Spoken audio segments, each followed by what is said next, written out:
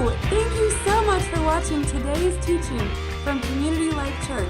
Open up your heart and see what God might say to you today through His Word.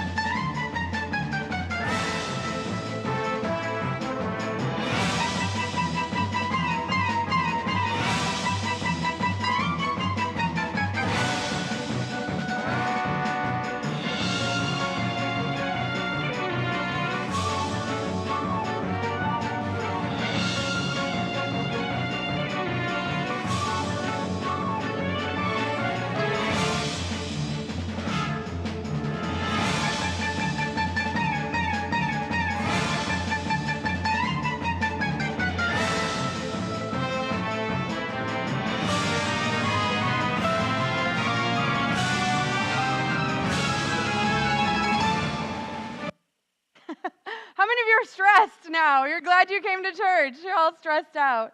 Well, first of all, thank you very much for the gift and for just the prayers and the love. We really appreciate it. Let me just pray before we go into our message. Lord, I thank you that you have something to say to us today. And would you open our hearts? Would you open our ears to what your word has to say? And that we would walk out of here just knowing that we've had an encounter with you this morning. In Jesus' name, amen. Well, yeah, so watching that video, if you are stressed out, like me, I'm kind of like, why did I just watch that? Now I'm more tense than I was before. I'm sure many of you have way more complicated lives than I do. But let me tell you what that video reminded me of. It reminded me of a night about a week and a half ago where Rodrigo and I had a meeting that evening, and our three darling kiddos have a social life of their own, so they all had somewhere to be. And Abwe and Tito, many of you know them, Rodrigo's parents who live with us, who are amazing, usually help us out with the kiddos, but they had somewhere they had to be that evening as well. So thankfully, my parents were in town visiting. My family lives in Iowa.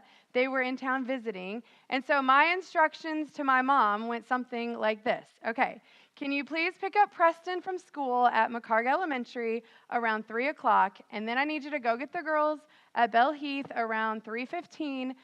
They need to come home, make sure they do their homework, make sure they practice piano, and then they have a soccer game at 5:15, so don't forget their cleats and their shin guards and their uniform. But by the way, this is the only week that soccer and volleyball actually overlap. So Camille has her first volleyball practice at 5:45. So she's going to play the first half of soccer, and then I need one of you guys to run her up to the rec center and drop her at volleyball, make sure she knows who her coach is and all that, and then go back to Bissett, get the other two kids, and then go back and pick up Camille. Can you please make sure to feed them dinner? Can you have them in bed by like 8 o'clock? And a bath would be nice, So, okay, that was our day a couple weeks ago. I'm sure that many of you can relate. That's what that video reminded me of. And sometimes, maybe, just maybe, we try to live beyond our limits a little bit.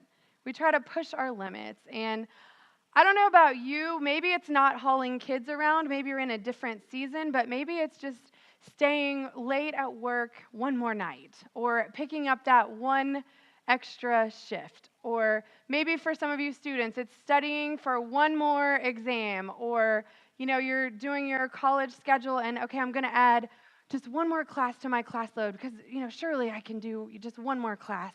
Or maybe it's putting one more thing on that credit card that's almost maxed out, but I promised I wouldn't use it again, but I just need that one more thing, and then I won't use it again. And we just live beyond our limits, okay?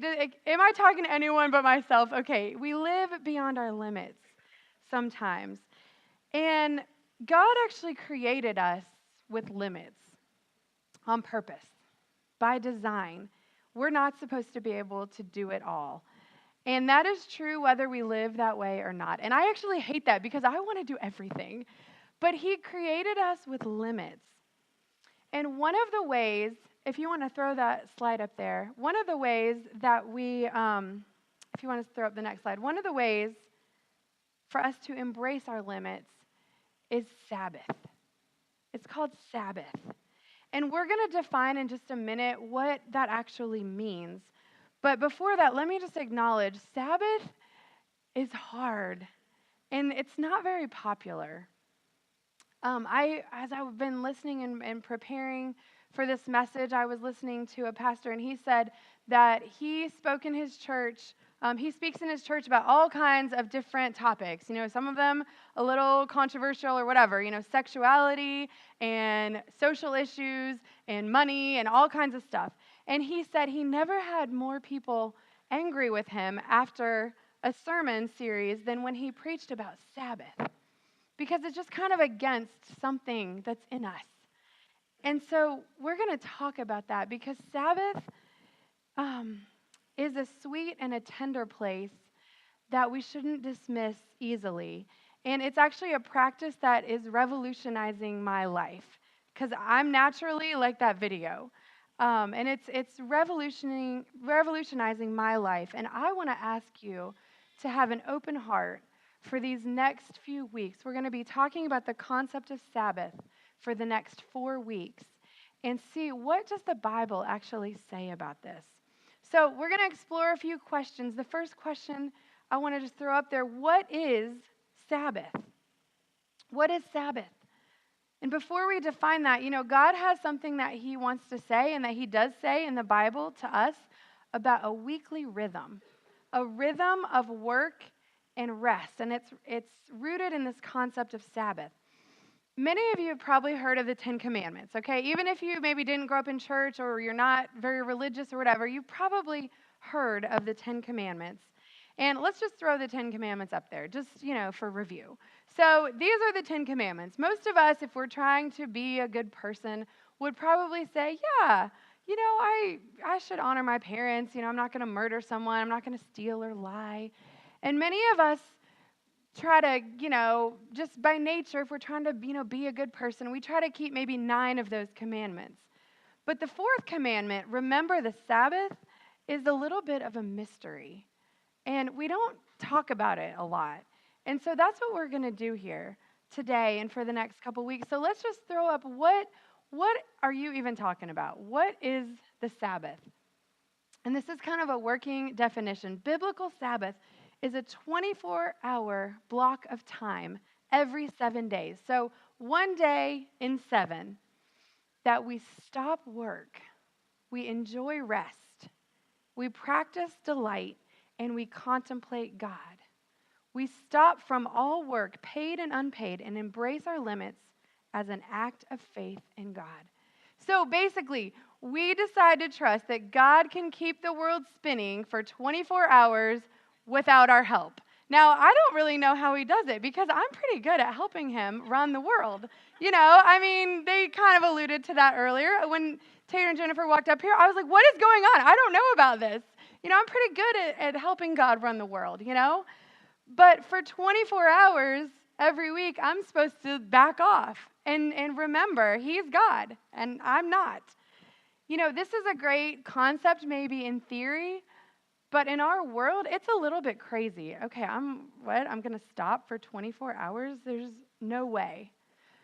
But we're going to explore, and I want to just kind of propose that this is no more crazy in our day than when it was first introduced in the 10 Commandments to the Israelites back then. And we're going to look at the context. It's no more crazy for us today than it was for them back then.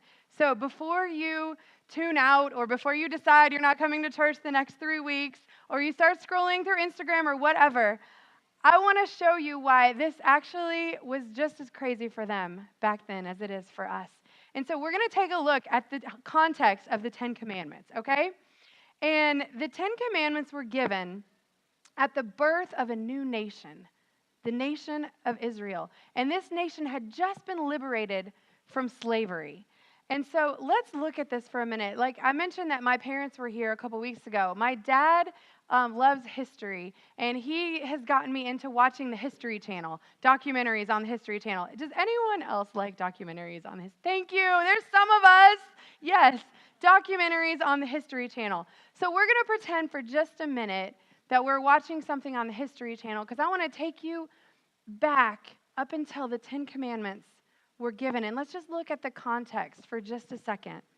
You know, the Israelites had traveled to Egypt to avoid famine. Many of you know the story of Joseph, Joseph in the coat of many colors, and his brothers, they sold him to slavery.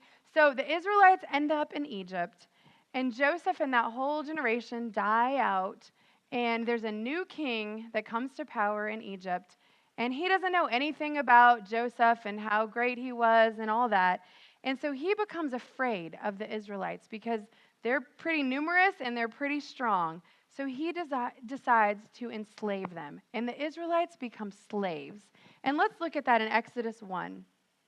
It says, "The Egyptians came to dread the Israelites and worked them ruthlessly. They made their lives bitter with harsh labor, and all the harsh labor the Egyptians worked them ruthlessly." The Israelites were slaves, and there was no Sabbath in this slave nation. There was no day off or anything like that. And working 24/7 can actually get to you. And the Israelites began to groan and cry out. And it says their groan went up to God, and he heard their cry. And he did something about it. If there was ever a time that something was ingrained in the fabric of a culture, it was here. These guys were a slave nation. Their worth equaled what they produced. If they couldn't make bricks, their job was making bricks. If you can't make bricks, you're not worth anything.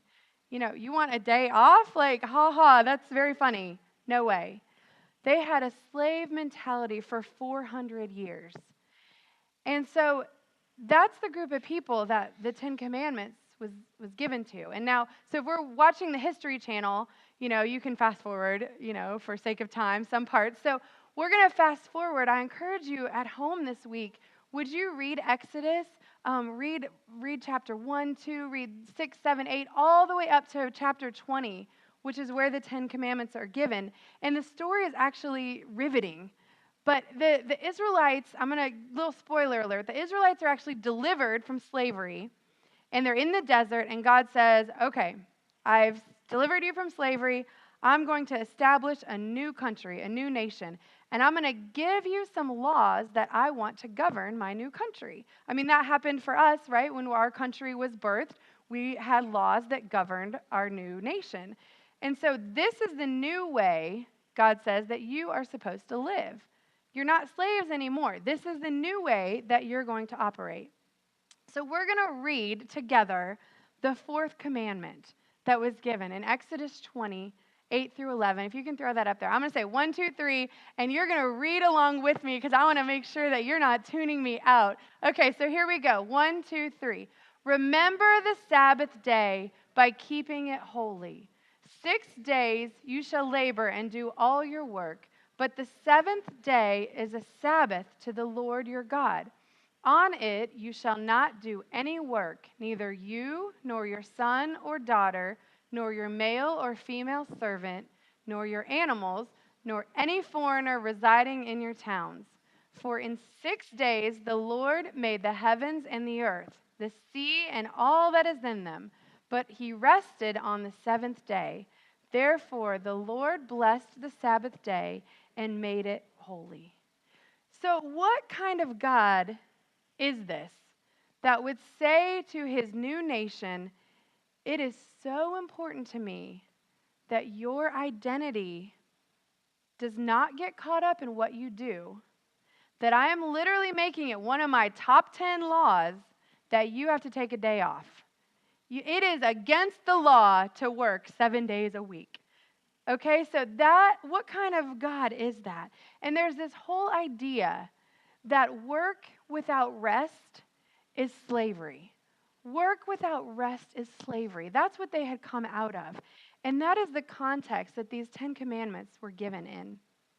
And before we go on, maybe some of you are like me. Maybe you're a bit skeptical. I don't know, Renee, that seems kind of legalistic. The Ten Commandments are in the Old Testament, part of the law. We're not under the law anymore. We're not bound by that. And that is true. Yes, that is so true. We are not bound by the law. But while we can see the Sabbath as legalism, maybe we could look at the other side of the coin, and maybe we could see it as a gift. Maybe we could see it as a gift that was given for our protection from ourselves and from others. Maybe we could see it like that. Because did you notice, if we're talking about the law, well, that's part of the law. We don't live by the law. Well, actually, the concept of Sabbath came hundreds of years even before the law. Did you notice that the concept of Sabbath was actually present in creation? If you go to the next slide, it says that in 6 days, verse 11, the Lord made the heavens and earth, the sea and all that is in them, and he rested on the seventh day. That's creation. That's before the law came. And let's talk about that for a minute, because as I was kind of pondering this, I kind of was mulling this around in my head, and I thought, well, creation, the creator is the one that gets to make the rules for the created, right? If someone creates something, they get to say how it's supposed to function, right? And even kids know this. And let me illustrate this with something that happened in our house that we're calling unicorn monopoly. Can you throw this up? Unicorn monopoly. You're like, where is she going? So our middle daughter, Jazzy, is 8 years old. And unbeknownst to us, a few weeks ago, she was staying up late in her room when she's supposed to be sleeping. So she needs to work on the whole honor your parents, when we put her to bed. But she was staying up late, and she was making this game. Now, like most 8-year-old girls, she loves unicorns. And she also loves playing Monopoly. We played this on vacation this summer, and we played it all the way through to the very end. And so she really enjoyed this. So she made her own game, Unicorn Monopoly. So one Saturday morning, she brings this down, and she's so excited, and she wants the whole family to play her game that she made, Unicorn Monopoly. But remember, Jazzy's a middle child, okay? So she said, I want us to all play this game together that I made. But the biggest thing that she made clear is that when we were playing the game, she got to make the rules because she made the game. Does that make sense? She gets to make the rules because she made the game. And she made some rules up as we went along, and it was actually hilarious. And guess who won? She did, because she made the rules. But she understood the concept. I get to make the rules because I made the game. And it's kind of the same way. If we embrace God as our creator, then shouldn't we consider what he says is the best way for us to live? And he actually established this rhythm in creation of work and Sabbath. And if we look all the way back in Genesis 1:27, it says, God made man in his own image. He created them, male and female. There was evening and morning, the sixth day. So he made mankind on the sixth day. Go to the next chapter. You just go right to the next chapter, Genesis 2. By the seventh day, God finished the work he had been doing. On the seventh day, he rested. God blessed the seventh day and made it holy because he rested from all the work of creating he had done. So do you see that? Mankind was created on day 6. And the very first day of Adam and Eve's existence, day 7, what did they do? They rested. They Sabbathed. And I can't help but wonder if from the very beginning, God wanted to make sure that we knew our worth does not equal what we do. Because they hadn't done anything yet. They had not done anything. They just had existed for one day. And their very next day, they rested. And some of us need to hear that today. I know for me, I can struggle with this. Some of us need to hear this today, that our worth does not equal what we produce. Our worth does not equal what we produce. And from creation, a rhythm of work and rest was established. And then when the nation of Israel was born and the 10 Commandments were given, God was reaffirming the way that he wanted his people to live in this new nation. And I believe that gift is on the table for us today, the gift of Sabbath, because it's the same thing in our day. It looks different, but it's the same. That work without rest is slavery. So, what is the Sabbath? It is an invitation to take one day each week to rest. It is a picture of the gospel because we get to just be, and we don't have to do anything. We don't have to earn anything. We get to just be, and that's enough. And I can't help but wonder, if this is so great, if Sabbath is so great, then why don't we do it? Why aren't we running to say, yeah, I'm going to stop and I'm going to make this a priority in my life? Why do I struggle with this? And I want to just share a couple thoughts about, okay, if this is so great, why don't we do it? The first is this is such a countercultural concept, meaning this is not going to come easy in our culture. In the context of the Israelites, this is something that was implemented nationwide. And so I'm sure there were times that maybe it was difficult for them to practice it, but it was also a bit easier when everyone else in the whole country was also practicing this. It was a law. That's not the case for us. Maybe in a couple generations back, maybe that was true in our society, but not today. That is not true. There's not a day that our culture is going to slow down and say, why don't you just stop? Why don't you just, delight in something? Why don't you just remember what God has done for you and who God is? But that doesn't change that the gift is still on the table called Sabbath. It just means we have to get creative. We have to get really creative. We have to prepare our week around this concept. We have to plan ahead, even for our unpaid work, like cleaning the house and going to the grocery store and meal prep and laundry and all that stuff. We have to plan to be able to have space.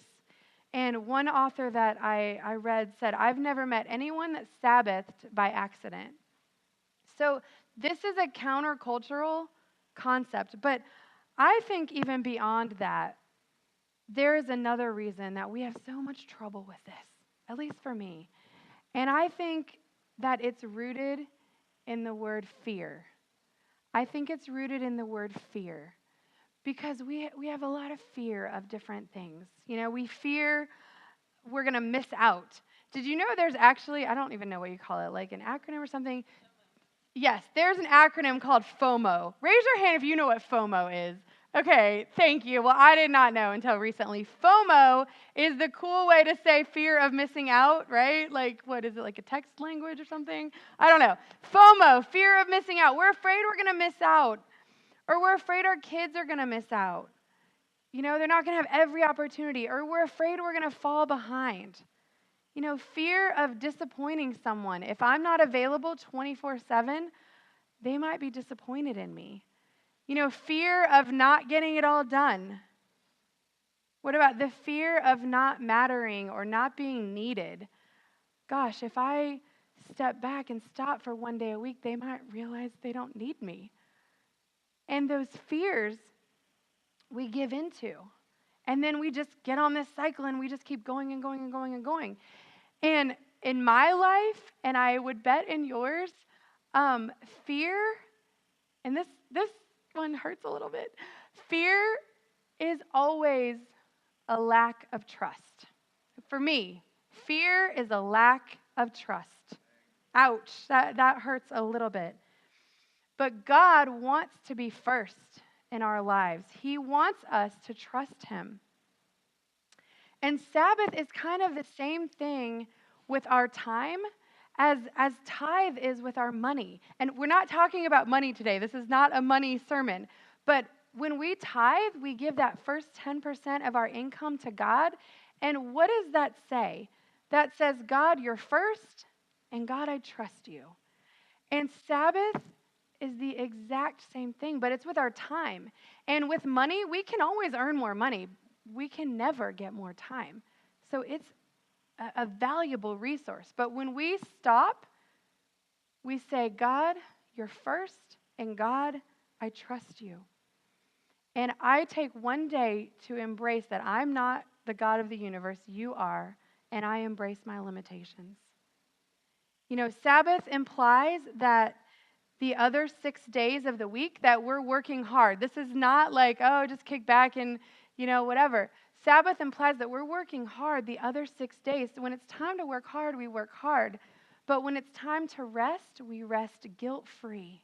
And that's my struggle. It's hard sometimes to rest guilt-free because I feel like, oh, I should be doing this or that. If we said work without rest is slavery, well, rest without work is laziness. So we're not advocating that either. But we work hard, but we rest hard. And sometimes we're not very good at resting. And so my last question as we get ready just to close, if Rodrigo wants to come on up, is what are we going to do about this? What are we going to do about this? And we are issuing something that we're calling the Sabbath Challenge. We're actually calling it, if you want to throw that yellow slide up, it's called #the Sabbath Challenge because we're cool. #the Sabbath Challenge. Okay, this is what the Sabbath Challenge is that between now and the end of the year, there are 78 days between now and the end of the year. And if that freaks you out, it freaked me out too because I got a lot of things to get done before 2019. There are 78 days between now and 2019. And the Sabbath Challenge is that we will experiment and look at our schedules, look in our calendars, and figure this out. Figure this rhythm out for Sabbath. And my challenge today is for us to start somewhere. To start somewhere. My challenge very specifically is this afternoon or this evening to sit down with your calendar and figure out a time, sometime in the next 7 days that you can start somewhere with this concept. Now, if this hasn't been a practice in your life, it's highly unlikely you're going to be able in the next 7 days to say, okay, I'm going to do this 24 hours and set that aside. If you can do that, great. But if not, just start somewhere, anywhere. My challenge I want to throw out to you is maybe find 6 hours that you just say, these 6 hours are going to look different than the rest of my week. Maybe it's a 3 to 9 p.m. on a Saturday night. Or maybe it's I'm going to work late a couple days a week and I'm going to try to get off at 4 p.m. one day and 4 to 10. That's going to be this time that's set apart. But start somewhere and get creative. There are very legitimate obstacles that are likely in your life that will fight against this. Demanding jobs, being a single mom or single dad, having toddlers, being able to plan ahead. I don't have the answer for your situation, but start somewhere. We focus mostly today on what we don't do on the Sabbath. We don't work. We take a break. We rest. And in the coming weeks, we're going to talk about what do we fill up our lives with on the Sabbath that will give us life, that will rejuvenate us. And we're going to be talking about those things. But part of the Sabbath challenge is also to be a learner. This is a pretty foreign concept. If you didn't grow up with a Jewish background, I didn't. This is a little bit of a foreign concept. And part of the Sabbath is we're going to be a learner. We're going to learn about this. And I have, if you want to throw up that picture of some of the resources, and I have a few resources down here. These are just some books that we've been reading recently. There's plenty more out there. But these have been very life-giving as we try to wrestle through what does this concept look like in our life. And I want to just end by sharing that this is something that I have been wrestling through to practice intentional Sabbath for about 3 years probably. And before then we had days off, but they really looked like getting all of our unpaid work done. Going to the store, doing the laundry, cleaning the house, doing this and that, whatever. And as we begin to incorporate Sabbath into our life and try to figure out how to fit those things into some other time so that we could really have soul time to refresh, it is impossible to describe the sweetness that has brought to our life. The Sabbath has become a gift in my life. And it's like when my mom used to say, how many of you can start a sentence with, my mom used to say? Okay, my mom's probably going to watch this later And my mom used to say, you won't understand XYZ until you become a mom yourself. And you know, there are some things that can only be understood experientially. And Sabbath is one of those that you have to taste and see. I'm not a peaceful person by nature. I'm kind of an intense person by nature. But Sabbath has helped me to be more peaceful, to be more grounded. You know, more than just like work 51 weeks a year and then that 1 week of summer vacation expecting that that's going to replenish me for the next year. That's not a sustainable rhythm for our life. And so this has revolutionized my life, and I just want this for you. And that's the gift that's on the table. You know, what would your life and your pace and your peace look like if you figured this out in your life? You know, especially as things start getting hectic soon with the holidays, what if you experience the holidays this year with a peaceful and a rested heart instead of a frenzied and a hurried heart? You know, so would you consider taking the Sabbath challenge? There's magnets on your seats. You can take those and put them somewhere that you'll see this. Would you consider taking hashtag the Sabbath challenge, okay? These next 78 days between now and the end of the year to figure out how to set one aside in 7 to create a rhythm for this gift of Sabbath. That you would stop work, enjoy rest, and really delight in who God is. So I want to invite you just to stand. We're getting ready to close. I just want to invite you to stand, and I just want to pray over you. And I just want you to maybe put your hands out in front of you as a way to just say, I don't know maybe about this, but I'm open. Lord, if you would have something you want to say to me today, I'm open. Lord, I just thank you for my brothers and sisters here. And Lord, the words that you spoke hundreds and hundreds of years ago to remember the Sabbath day and keep it holy. What does that mean for us? What does that mean for me? Would you start us on this journey, Lord, and show us that our worth is in who you've created us to be, not what we produce, not what we do.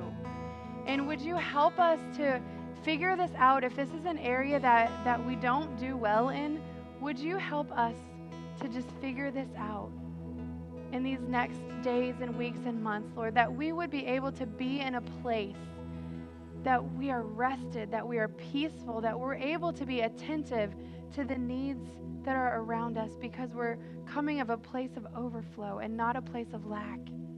And so, Lord, I just thank you for that so much in your name. In Jesus' name, amen. Thank you so much for watching today. For more information about our church, please visit our website at www.clife.church. We look forward to meeting you soon.